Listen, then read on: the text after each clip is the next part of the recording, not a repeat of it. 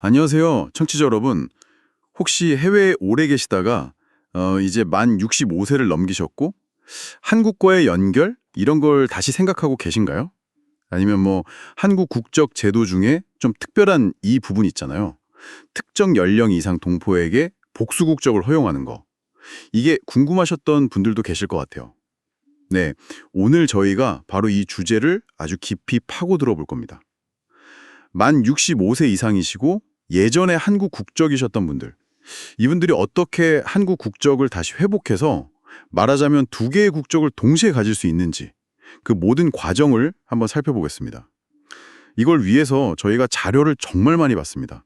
뭐 정부 공식 안내문은 기본이고요. 실제 이 일을 하시는 변호사님, 행정사님들 조언, 또 최신 뉴스 기사들, 그리고 이걸 보는 우리 사회의 시선, 여론조사 결과까지 다 찾아봤죠. 그래서 오늘 저희 목표는 이겁니다. 누가 이걸 할 수 있나?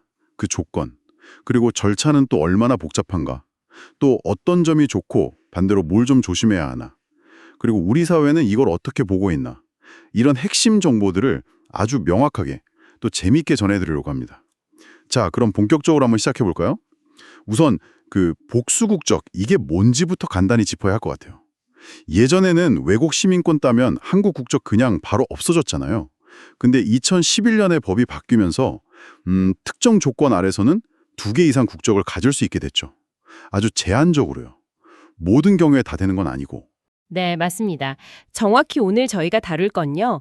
과거에 대한민국 국민이었던 분이 만 65세가 넘으신 후에 국적 회복 절차를 거치는 경우예요.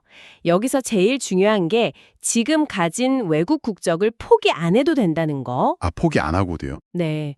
대신에 서약을 하나 해야 합니다. 나는 한국에서는 오직 한국인으로만 살겠다.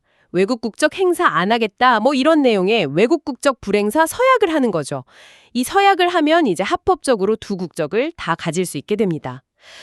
그리고 이 제도는 기본적으로 한국에 돌아와서 정착하시려는 분들, 그러니까 영주 귀국을 염두에 둔 제도라는 점도 중요해요. 그렇군요. 용주 귀국 목적. 그럼 구체적으로 어떤 조건을 딱 갖춰야 신청이 가능한 건가요? 네, 딱 세 가지예요. 이 세 가지를 다 만족해야 하는데요. 첫째는 뭐 당연히 과거의 대한민국 국민이었어야 하고요. 네네. 둘째는 신청할 게 나이가 만 65세 이상이셔야 합니다. 그리고 마지막 셋째, 이게 또 중요한데 한국 국적을 회복해도 원래 가졌던 외국 국적이 자동으로 없어지는 나라의 국민이어야 해요. 자동으로 없어지지 않는 나라. 예를 들면요. 네, 예를 들어 미국이나 캐나다 시민권자 같은 경우죠. 만약 한국 국적 회복하는 순간 원래 국적이 사라져버리면 복수 국적 자체가 성립이 안 되니까요. 하긴 그렇겠네요. 자, 그럼 왜 많은 분들이 65세 넘어서 이 좀 복잡해 보이는 절차를 굳이 고려하실까요? 가장 큰 이유 역시 한국 의료 아닐까요? 수준 높고 또 빠르고 근데 비교적 저렴하고 이런 거요. 큰 병원 가면 한 건물에서 싹 다 해결되는 편리함 같은 거요. 외국엔 잘 없다고들 하시더라고요. 네, 건강보험 관련해서는 정말 중요한 포인트가 있습니다. 보통 F4 비자, 그 재외동포 비자로 계시면서 건보 혜택 받으시잖아요. 네네. 근데 그땐 한국 들어오고 6개월 기다려야 자격 생기고 보험료도 보통 전년도 평균 보험료로 내시거든요. 요즘 한 15만 원 정도? 꽤 되네요. 그렇죠.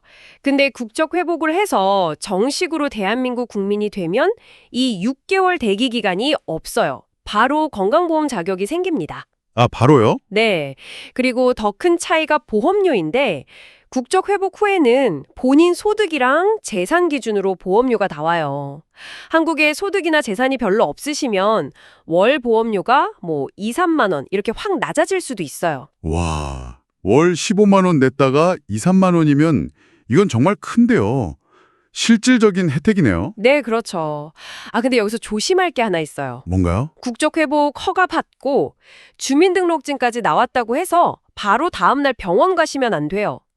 그 주민등록 번호가 건강보험 시스템에 딱 뜨기까지 한 영업일 기준으로 2, 3일 걸릴 수가 있거든요. 전산 처리 시간이 좀 걸리는군요. 네. 그러니까 병원 가시기 전에는 꼭 건보공단 1577 1000번이죠. 거기 전화해서 제 자격 제대로 나오나요? 한번 확인해 보시는 게 안전합니다. 네, 이거 정말 꿀팁인데요. 꼭 기억해야겠습니다. 그럼 의료 말고 또 다른 장점은 뭐가 있을까요?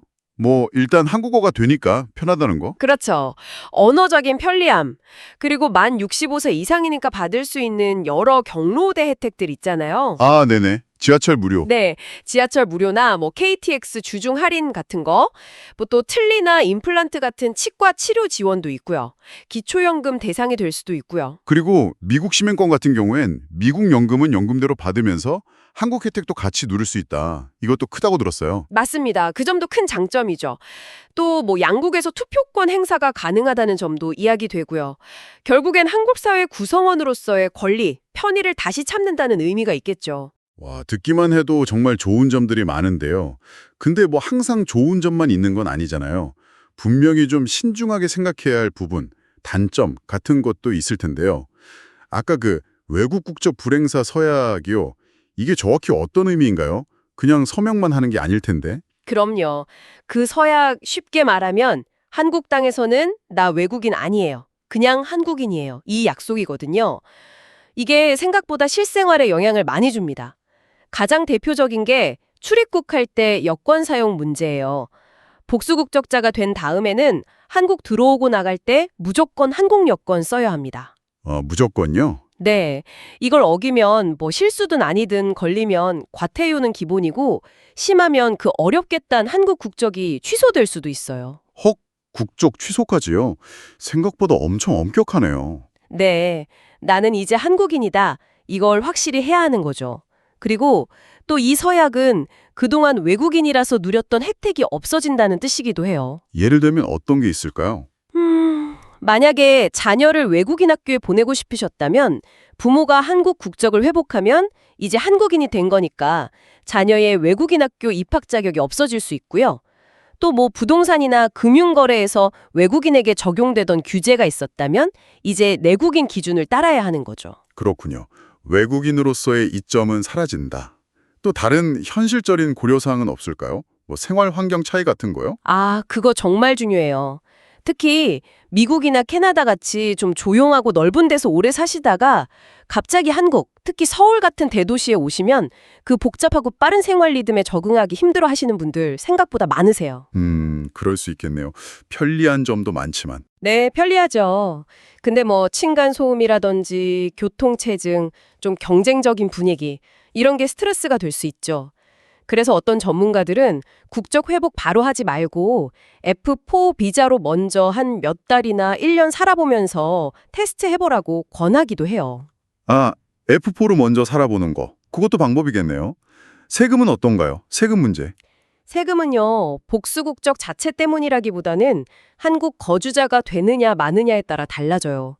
한국에 주로 살게 되면 한국에도 세금 신고해야 할 수 있고 본국이랑 맺은 조세 협약 같은 거 잘 따져봐야 하죠. 이중과세 안 되게요. 아, 거주자 여부가 기준이군요. 네, 특히 아직 경제활동 하시는 분이라면 더 꼼꼼히 보셔야 하고요. 본국 연금 받는 거나 금액에 혹시 영향은 없는지 이런 것도 미리 확인하시는 게 좋죠.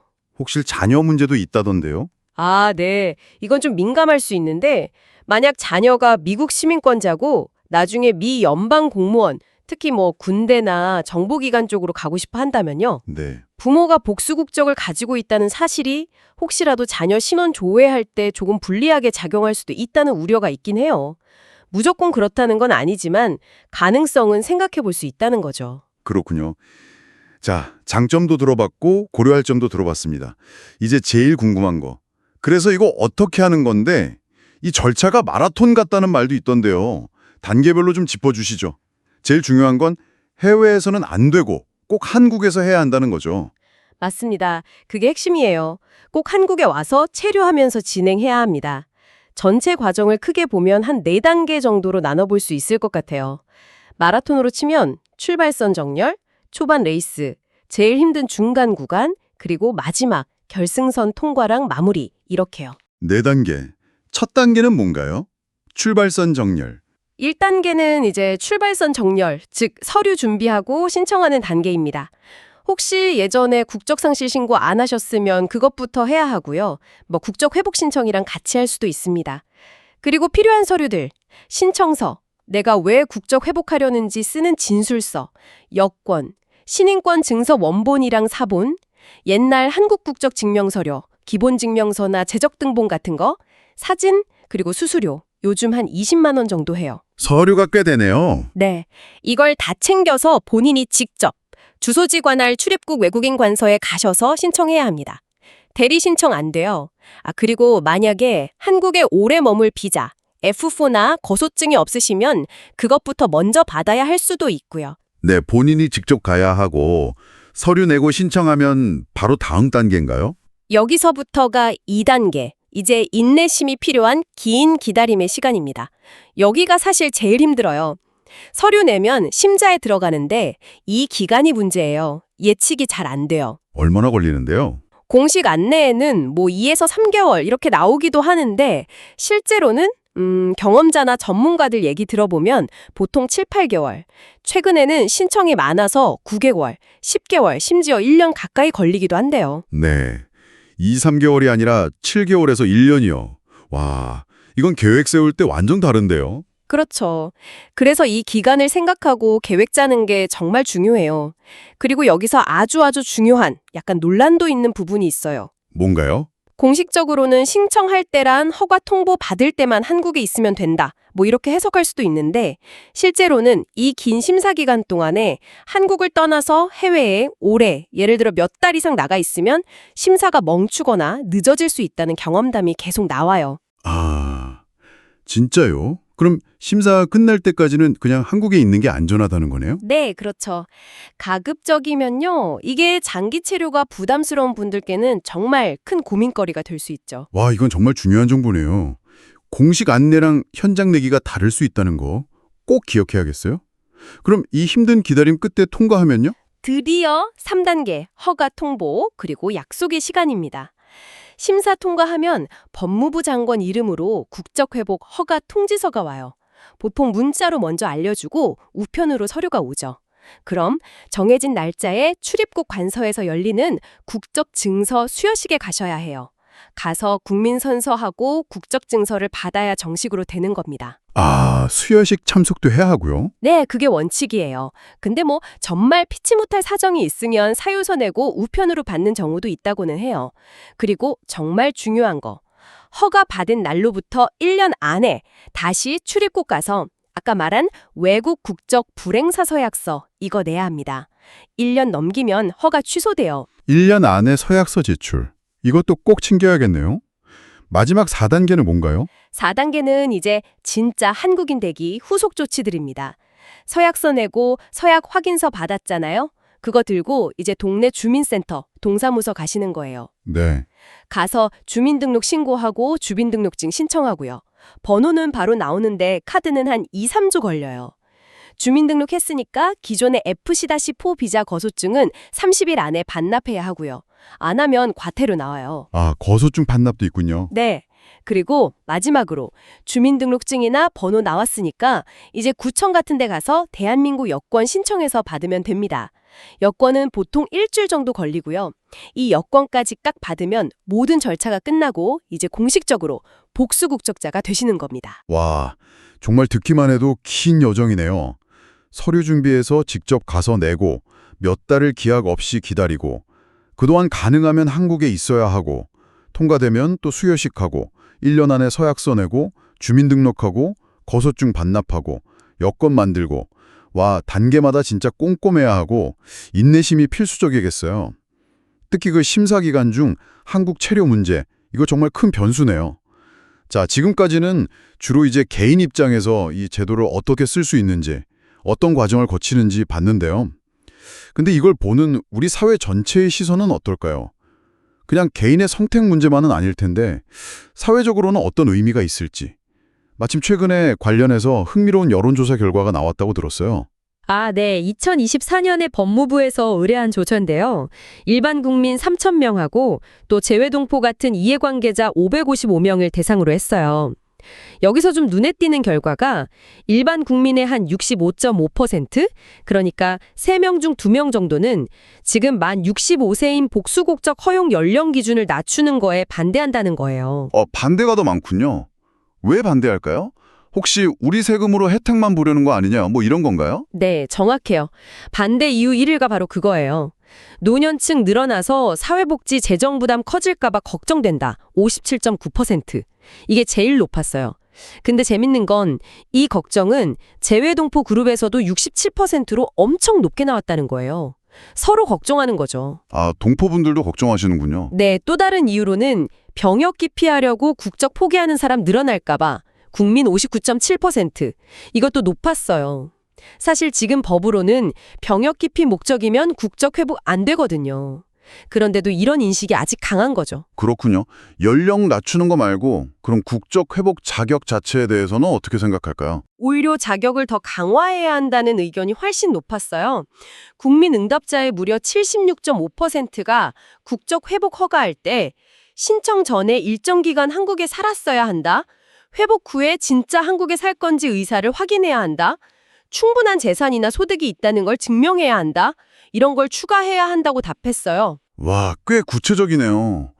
지금은 그냥 뭐 범죄나 병역 기피 같은 큰 문제만 없으면 되는 편인데 그 이상을 요구하는 거군요. 네, 아무래도 이게 국적 회복하면 바로 건강보험 같은 사회보장 혜택이랑 연결되니까 좀 더 엄격하게 봐야 한다는 인식이 있는 거죠. 어찌 보면 당연한 요구일 수도 있고요. 그러니까 우리 사회가 단순히 핏줄만 보는 게 아니라 진짜 한국 사회 구성원으로서 같이 살아갈 준비가 됐는지 이걸 더 중요하게 본다는 뜻으로 읽힐 수 있습니다. 그 조사 결과를 보니까 이게 단순히 개인의 선택 문제를 넘어서 우리 사회가 국민의 자격이나 공동체 부담 이런 걸 어떻게 생각하는지 좀 보이는 것 같네요. 맞아요. 그리고 복수국적 허용 연령을 낮추거나 제도를 좀 더 확대했을 때 기대되는 좋은 효과들이 있잖아요. 예를 들어 일할 사람이 늘어난다거나 경제가 좋아진다거나 하는 거요. 이런 기대는 일반 국민들 사이에서는 상대적으로 좀 낮게 나왔어요. 한 35% 정도. 근데 이해 당사자 그룹에서는 이 기대가 훨씬 높았고요. 68% 이상. 이런 시각 차이도 좀 생각해 볼 점이죠. 자, 오늘 만 65세 이상 재외동포의 복수국적 취득에 대해 정말 속속들이 한번 알아봤습니다. 정리해보면 한국과의 연결을 다시 좀 단단히 하고 특히 건강보험 같은 실질적인 혜택을 누릴 수 있는 길은 분명히 있지만 그 과정이 결코 쉽지 않은 긴 마라톤 같다는 거. 그리고 외국 국적 불행사 서약이라는 한국인으로 살겠다는 진지한 약속이 필요하다는 점도 확인했고요. 또 개인의 선택 이전에 고려해야 할 현실적인 문제들, 그리고 이걸 바라보는 우리 사회의 시선까지 좀 입체적으로 본 것 같습니다. 그래서 이 모든 정보가 청취자 여러분께는 어떤 의미로 다가오셨을까요? 네. 혹시 이 제도를 정말 진지하게 생각하신다면 오늘 저희가 짚어드린 절차상의 어려움들, 특히 그 기약 없는 심사 대기 시간이랑 그동안 한국에 있어야 할 수도 있다는 문제, 그리고 국적 회복 후에 건강보험 자격 관리, 예를 들어 다시 해외 오래 나가면 정지 해제 신고하는 것 등등 이런 거에 대해서 정말 철저히 알아보시고 현실적인 계획을 세우셔야 합니다. 필요하다면 변호사님이나 행정사님 같은 전문가 도움받아서 본인 상황에 맞는 최적의 방법을 찾는 것도 좋은 방법이고요. 오늘 이야기 나누면서 마지막으로 이런 질문이 좀 남네요. 한국이 지금 저출산, 초고령화, 이 거대한 인구 변화를 맞고 있잖아요. 이런 상황에서 해외에 계신 우리 동포들을 다시 품으려는 이 복수국적 정책, 특히 만 65세라는 이 나이 제한은 앞으로 어떻게 될까요? 부족한 인구를 좀 채우고 글로벌 코리안 네트워크를 강화하는 쪽으로 문턱이 좀 낮아질까요? 아니면 오늘 본 여론조사처럼 복지 재정 부담이라는 현실적인 걱정 때문에 지금처럼 유지되거나 오히려 더 까다로워질까요? 청취자 여러분의 생각은 어떠신지 궁금해지네요. 다음 시간에 더 흥미로운 주제로 돌아오겠습니다.